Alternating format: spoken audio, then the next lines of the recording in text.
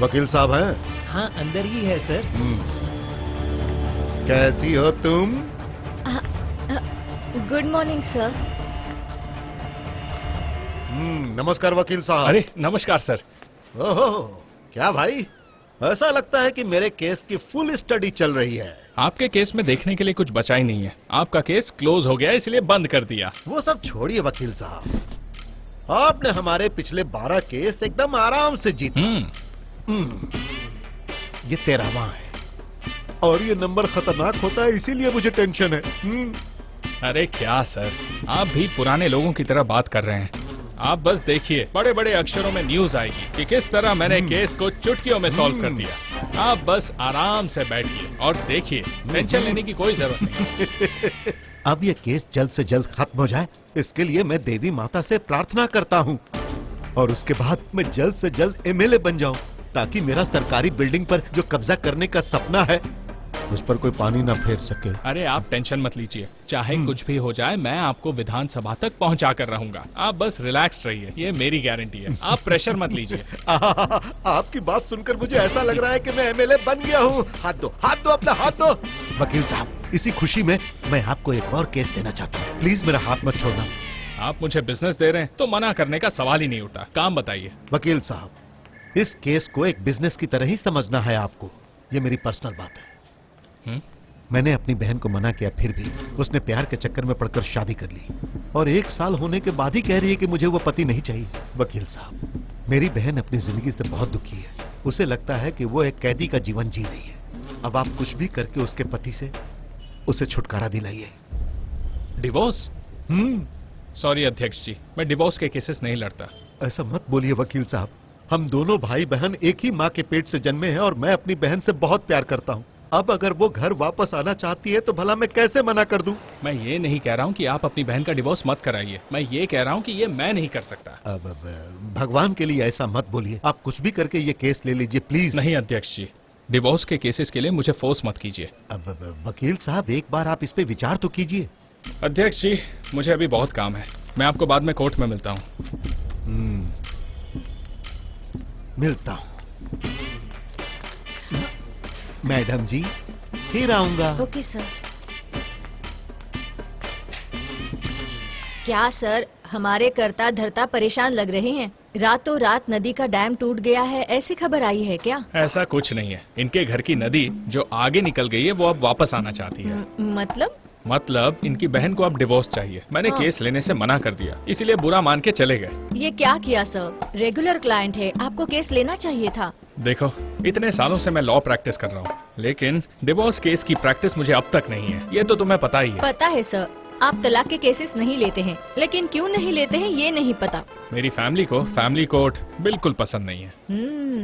क्या सर, आपकी फैमिली का मैटर तो कुछ ज्यादा ही लग रहा है। सही बात है, बीकॉम के बाद जब से लॉ सीखना चाहता था तब से। साइंस पढ़ने के लिए कहा तो कॉमर्स पढ़ता हूँ बताया। ठीक है बेटा, बैंक ऑफिसर बनेगा, सीए बनेगा ऐसा सोचा था। एलएलबी पढ़ूंगा ऐसा बोल रहा है। पापा प्लीज पापा, मना मत कीजिए। ठीक है, लेकिन एक शर्त है, कोई भी कारण से कोई भी तलाक का केस अपने हाथों में मत आने देना। फैमिली कोर्ट का केस अपने हाथ में मत लेना। तलाक का केस छूना भी नहीं, ऐसा वादा करो। ठीक है पापा। क्या सर, फ्रॉड केस, चोरी का केस, मर्डर का केस लेते हैं, तलाक का केस क्यों नहीं लेते हैं आप? टूटा हुआ केस लेने में कोई दिक्कत नहीं है, लेकिन एक पति पत्नी के रिश्ते को तोड़ने का केस मैं कभी नहीं लूंगा। हम हर केस लेते हैं सर, फिर ऐसी केस लेने में क्या दिक्कत है सर? इस बात पर आपके पापा दिमाग क्यों लड़ाते हैं सर? मेरे पापा के दिमाग में ये बात चलती रहती है। एक बार हुआ यूं, एक आदमी और एक औरत की किस्मत भगवान लिखते हैं। कुंडली देखकर, भाग्य मिलाकर, खून मिलाकर उन दोनों को जोड़ने का काम है मेरा। पैसे के लिए मैंने कभी काम नहीं किया, आत्मा की तृप्ति के लिए मैं ये काम करता हूँ। मैं इतनी मेहनत से रिश्ता जोड़ता हूँ और आप दोनों हैं कि तलाक चाहते हो। क्यों भाई?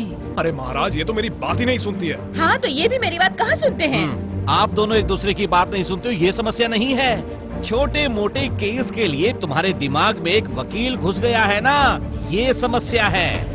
तुम्हें पता है जबकि तलाक ये हमारे देश की संस्कृति नहीं है। दो जिंदगियों को आपस में मिलाना ये धर्म का काम है, दोनों को अलग कर देना ये पाप का काम है।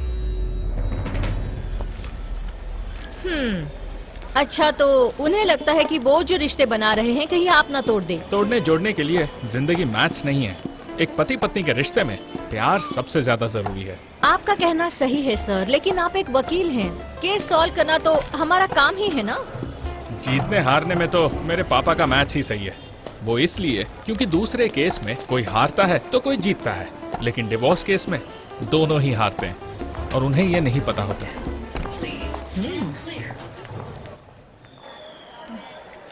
देखो, ड्रिंक एंड ड्राइव केस में 800 रुपए फाइन है। उसके बाद मेरी फीस, कोर्ट का टाइम, कोर्ट का खर्च, ये सब कुछ देने से अच्छा है दारू पीने के बाद कैब में बैठकर चले जाना चाहिए ना। सर, कैब में ही गया था मैं। कैब में ही गया था? हाँ सर।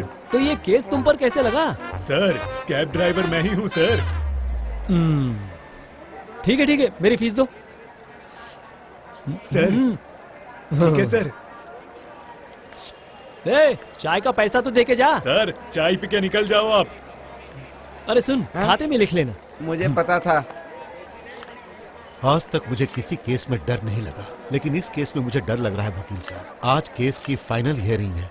केस हम ही जीतेंगे ना? 100%। हेलो। लक्ष्मी, सारे गवाह रेडी है ना? सब रेडी है सर। ओके। अध्यक्ष जी, हाँ। कोर्ट के अंदर मैं जो कुछ भी कहूंगा आप सिर्फ हाँ में जवाब देना। आप उसकी फिक्र मत करो वकील साहब, मैं बिल्कुल वैसा ही करूंगा। लेकिन सामने वाला वकील बहुत बड़ा है, इसी बात की टेंशन है मुझे। उसकी किस्मत बहुत अच्छी है और सब जानते हैं कि आज तक उसने एक भी केस नहीं हारा है। हे भगवान, मुझे बचाइएगा, अब आपका ही सहारा है प्रभु।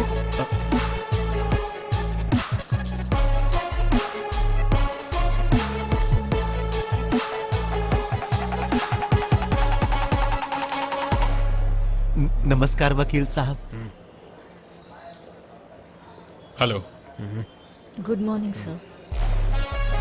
जल्दी चलो। ऐसे देख रहा था जैसे हमें कच्चा चबा जाएगा। क्यों इतना टेंशन लेते हैं? चलिए। Case number 486 work 2018 Kamlesh Bhatt versus जय भुवनेश्वरी सोसाइटी। स्वामी, राजमार्ग के आसपास मेरे ख्याल से 100 मीटर का बफर जोन होना चाहिए। उस बफर जोन में अनाधिकृत कामगार आईपीसी की धारा 440 के अनुसार एक अपराध होता है। इस तरह की जगह पर ये भाई साहब ने एक बड़े स्कूल के भवन का निर्माण करवा दिया और वहाँ पर ये बिजनेस कर रहे हैं। आप ही बताइए जज साहब, ये बात गलत है कि सही है? सर, मैं गरीबी में पला, मेहनत मजदूरी करते जिंदगी गुजर गई और स्कूल भी नहीं गया। मेरी परिस्थिति जैसी थी वैसी किसी की नहीं होनी चाहिए, इसीलिए मैंने 20 करोड़ खर्च करके स्कूल बनवाया। और आप कहते हैं बिजनेस कर रहा हूँ। ये बिजनेस ही है, इसे बिजनेस कहते हैं। मैंने अपने खुद के बेटे को एलकेजी में दाखिला कराने के लिए करीब 2,11,000 रुपए की राशि डोनेशन में दी है। इतनी परेशानी के बावजूद पुराने जमाने में मैंने इतने में पूरी LLB कर ली थी। अब जज साहब, आप इसे सार्वजनिक काम या फिर समाज सेवा समझे, इसका फैसला मैं आप ही के ऊपर छोड़ना चाहूंगा। Objection your honour. बिजनेस का नाम देकर पढ़ाई का अपमान कर रहे हैं मेरे काबिल दोस्त। मेरे क्लाइंट माननीय अध्यक्ष जी ने कोई भेदभाव किए बिना गरीब बच्चों को भी बराबर की शिक्षा मिले, इसीलिए उन्होंने 40% सीट गरीब बच्चों को दिलवाया है और ये सारे डॉक्यूमेंट्स उसी के हैं। अब मैं उन सारे गरीब बच्चों के माँ बाप को कोर्ट में बुलाना चाहूंगा सर। आपकी परमिशन चाहिए। Permission granted.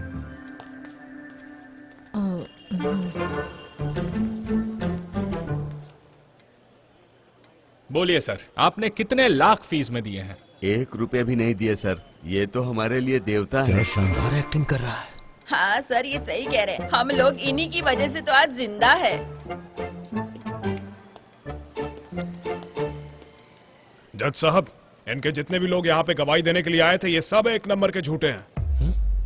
तुम्हारे पास कोई सबूत है? जिसे आंखों से दिख रहा हो उसे आने की क्या जरूरत है जज साहब? देखिए, ये जो औरत है, ये छोटी मोटी पिक्चरों में काम करने वाली जूनियर आर्टिस्ट है। मैंने खुद अपनी आंखों से देखा है इसे। और वो बाजू में जो चाचा खड़े हैं, उन्हें उनके सीरियल वाले छोड़ने को ही राजी नहीं है। ये सब पिक्चरों में काम करने वाले जूनियर आर्टिस्ट हैं सर। और ये औरत, ये सीरियल में हीरोइन की माँ का काम करती है। मेरी बात मानिए, सब लोग जूनियर आर्टिस्ट हैं जज साहब। मैं बिल्कुल सही कह रहा हूँ। आप चाहें तो मैं इस बात को साबित भी कर सकता हूँ। अर्जेंट में कोई नहीं मिला sir. Thank you. Anant Krishna के सारे गवाह झूठे हैं। इस केस पर रोशनी डालेंगे? देखिए जज साहब, ये सब जूनियर आर्टिस्ट ही हैं। मैं ऐसा नहीं बोल रहा हूँ कि ये नहीं है, पर वो भी मेरे और आपकी तरह एक इंसान ही है, और वो भी गरीब है। एक दिन शूटिंग में जाते हैं तो 500 रुपए मिलते हैं, शूटिंग 10 दिन होती है तो 20 दिन नहीं होती, और उसके बाद घर का खर्च, ये खर्च, वो खर्च, बहुत सारे खर्च होते हैं। उसमें से एक खर्च स्कूल फीस भी है। तो क्या इनके बच्चों को पढ़ाई का कोई हक नहीं है?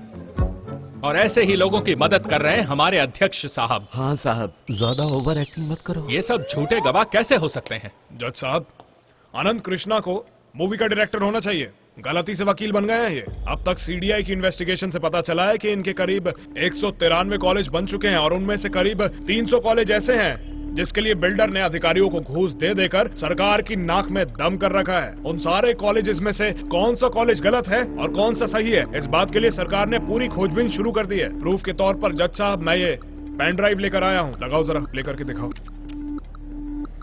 जज साहब, ये देखिए, ये हमारे अध्यक्ष साहब का स्कूल है, और ये देखिए साफ साफ दिखाई दे रहा है कि ये स्कूल हाईवे के बीचों बीच, देखिए बीचों बीच बना हुआ है। वहाँ से जो आने जाने वाले लोग हैं उनकी असुविधा को देखते हुए माय लॉर्ड, मैं आपसे विनती करता हूँ कि इस स्कूल को वहाँ से हटा दिया जाए। That's all your honour. Anant Krishna, तुम इस बारे में कुछ कहना चाहोगे? Yes your honour. मेरे काबिल दोस्त जल्दबाजी में एक इम्पोर्टेंट पॉइंट भूल गए हैं।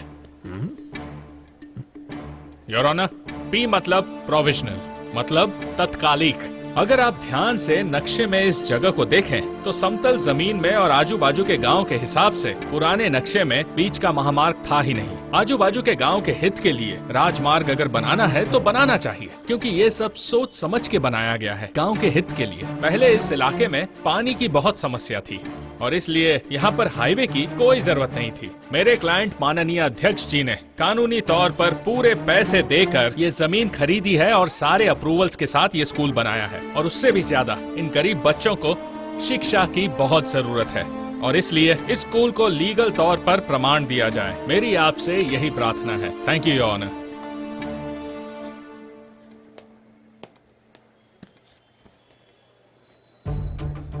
तमाम गवाहों के बयानात और सबूतों के आधार पर और दस्तावेजों पर गौर करने के बाद अदालत अपना ये फैसला सुनाती है कि गवलिंग स्वामी की जय भवानी एजुकेशन सोसाइटी को लीगल करार दिया जाता है।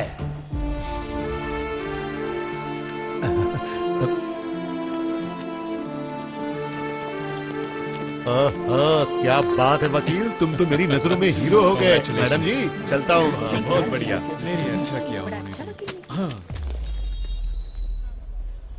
सर, आप तो केस हार गए। बुरा लग रहा होगा ना? आज के बाद इस कोर्ट में कोई भी वादे नहीं करूंगा। जाकर किसी और को असिस्ट करो, जाओ। अब आप क्या करेंगे सर?